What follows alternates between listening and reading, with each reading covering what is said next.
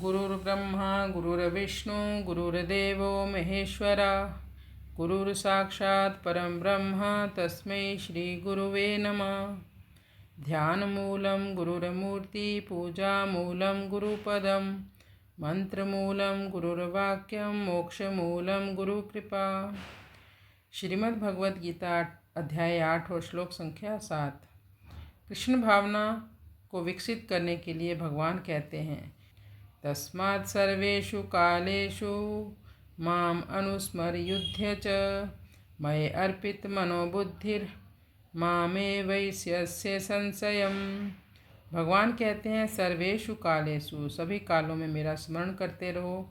कोई भौतिक जगत में अनुरक्त सोच सकता है 24 घंटे यदि हम श्री कृष्ण का ही स्मरण करेंगे तो बाकी भी तो कार्य करने होते हैं हमें। क्या हम ऑफिस ना जाएं, क्या हम पढ़ाई ना करें, क्या हम व्यापार ना करें? और गृहिणियाँ सोच सकती हैं, घर के काम करने वाली औरतें सोच सकते हैं, क्या हम घर के और काम ना करें? भगवान इन सब कर्मों को मना नहीं कर रहे। भगवान कहते हैं, सभी कार्य शरीर से करो लेकिन मन से मेरा स्मरण करो, मन मुझे दे दो। भगवान यहाँ अर्जुन को कह रहे हैं, माम अनुस्मर युद्ध च, अर्जुन तुम्हें युद्ध भी करना है, मेरा स्मरण भी करना है।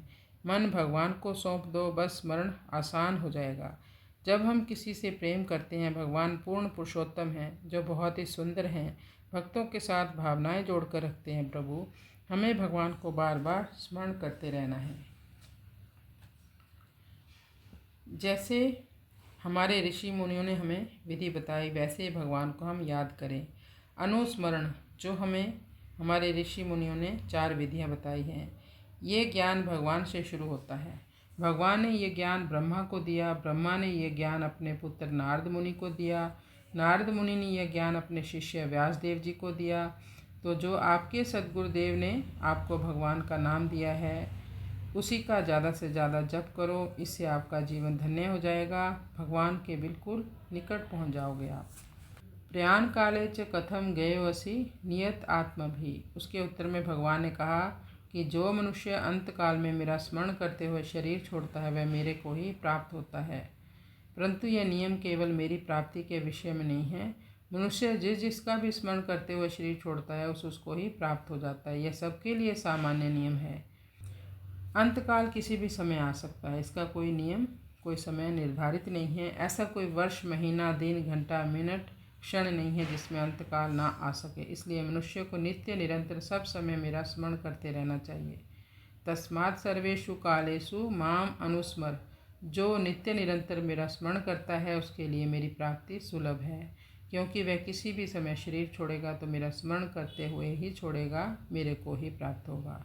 सब समय भगवान का स्मरण करने से साधक के मन बुद्धि भगवान के अर्पित हो जाते हैं। मन बुद्धि अपने नहीं हैं, इनके साथ अपना संबंध नहीं है। इस प्रकार मन बुद्धि में अपनापन छोड़ने से मन बुद्धि स्वतः ही भगवान के अर्पित होंगे, क्योंकि यह भगवान की ही अपरा प्रकृति है। यद्यपि परा और अपरा दोनों प्रकृतियां भगवान की हैं, फिर भी परा प्रकृति का संबंध अपरा के साथ नहीं है, बल्कि केवल भगवान के साथ है, क्योंकि वह भगवान का अंश है। ममैवांशो जीवलोके, इसलिए साधक मये अर्पित मनोबुद्धि तब भी हो सकता है जब वह अपरा के साथ अपना संबंध न जोड़े, अपरा को उसके मालिक भगवान के अर्पित कर दे, अपरा को अपना और अपने लिए कभी न माने।